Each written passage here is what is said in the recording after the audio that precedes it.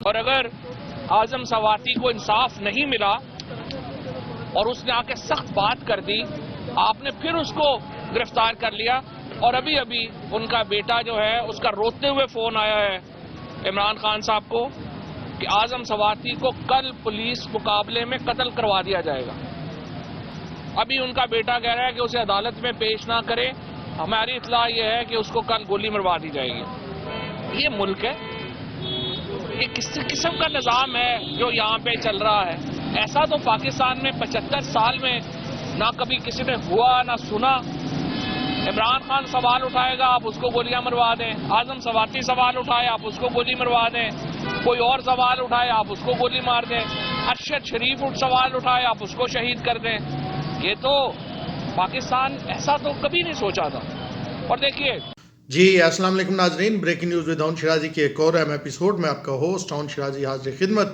ناظرین، آپ نے یہ کلپ سنا جو میں نے اپنی ویڈیو کے آغاز میں لگایا، اور اس میں فواد چودھری صاحب کیا کہہ رہے ہیں، اور اعظم سواتی صاحب ایک بار پھر گرفتار ہوئے ہیں تو کیوں ہوئے ہیں، اور اس میں کتنی حقیقت ہے یہ جو بات وہ کہہ رہے ہیں، اور کس طرح اداروں کو بدنام کیا جا رہا ہے، اس پہ ہم بات کریں گے۔ اور دوسرا آج انتہائی اہم ٹاپک جس کو پاکستانی میڈیا میں بالکل جگہ نہیں ملی، اور میرے خیال میں اس کو ٹاپ ہیڈ لائن میں شامل ہونا چاہیے تھا، کہ تحریک طالبان پاکستان نے ایک بار پھر یہ اعلان کیا ہے کہ وہ پاکستان میں مختلف جگہوں پہ حملے کریں گے۔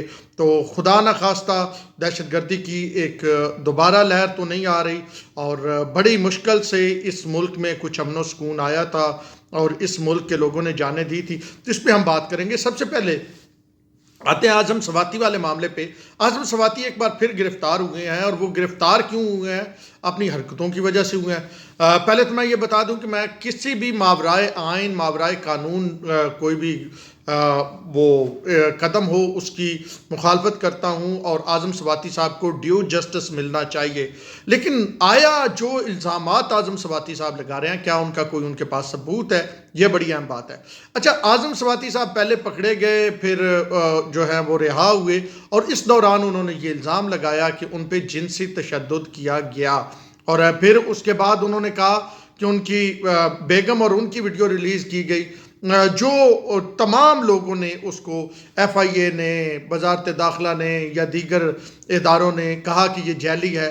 عام لوگ کہہ رہے ہیں کہ یہ جعلی ہے، لیکن واحد اعظم سواتی ہیں جو کہہ رہے ہیں میری اور میری بیوی کی اصلی ویڈیو ہے۔ اچھا، اس پہ پھر ایک اور ڈیولپمنٹ ہوتی ہے۔ اس پہ ڈیولپمنٹ یہ ہوتی ہے کہ سینٹ ایک کمیٹی بناتی ہے، کیونکہ وہ یہ کرتے تھے کہ سینیٹر جو پی ٹی آئی کے ہیں وہ چلتے تھے پارلیمنٹ سے سپریم کورٹ تک کہ سپریم کورٹ اس پہ ایکشن لے۔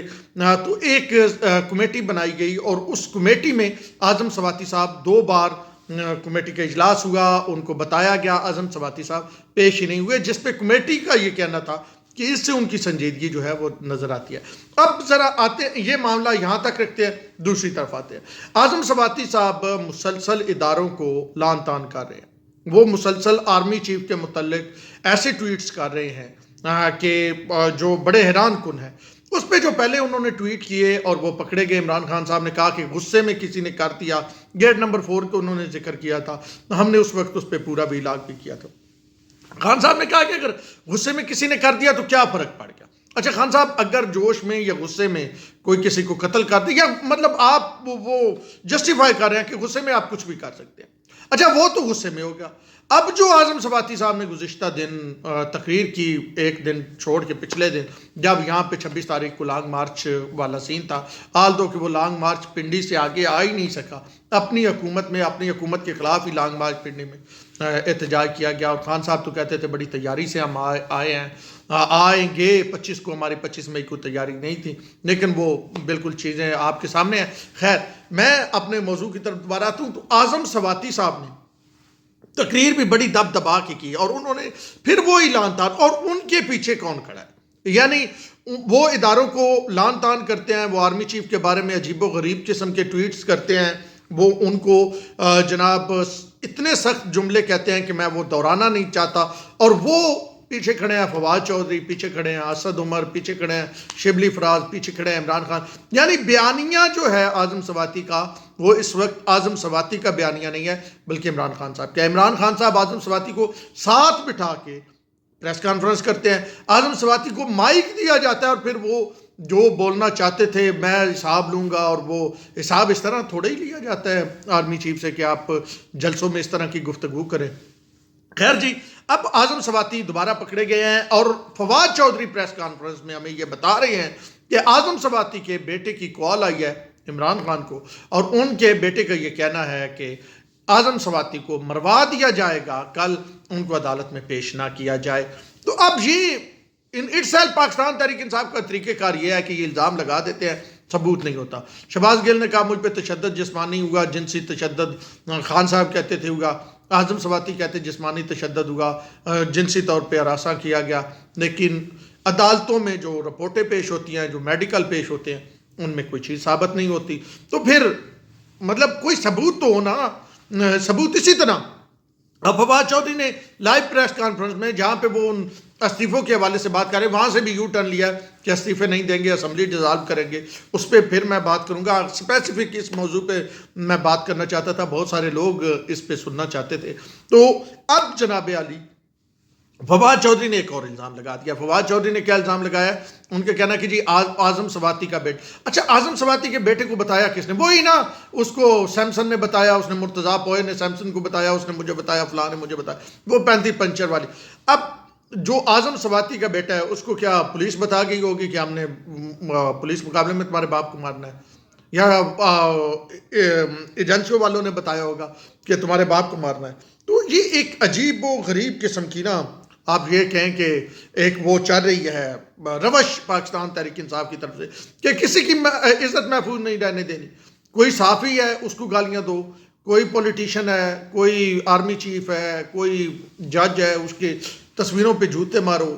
ادھر سے نہیں کروا سکتے تو بیرون ملک سے کرواؤ. تو اس وقت یہ صورتحال ہے مجموعی طور پہ. اور اب یہ سب سے پہلے تو اعظم سواتی کے بیٹے سے پوچھنا چاہیے کہ آپ کو کس نے بتایا کہ آپ کو باپ کو خدا نخواستہ کوئی قتل کرنے جا رہا. ایک اور الزام. اچھا, اس کے بعد پھر اگلا آپ کو ایک اور ویڈیو میں کلپ دکھاتا ہوں. وہ کلپ ہے کہ جب فواد چودھری سے سوال کیا گیا کہ جنرل باجوہ کی کوئی اچھی 6 سالوں میں بات بتائیں, تو انہوں نے کیا کہا, ذرا کلپ سنیں پھر اگلی بات. اچھا جوئی صاحب یہ بتائیے گا, کل اسٹک کی چینج ہونا ہے, اسٹک نے آرمی چیف کو اسٹک دینی ہے جنرل باجوہ نے. 6 سالہ دور میں کوئی جنرل باجوہ کے اچھے کارنامے آپ کو یاد ہو جو انہوں نے کیے ہوں؟ کل کر رہے ہیں جو اسٹک دے رہے ہیں. ہاں جی, اچھے کارنامے.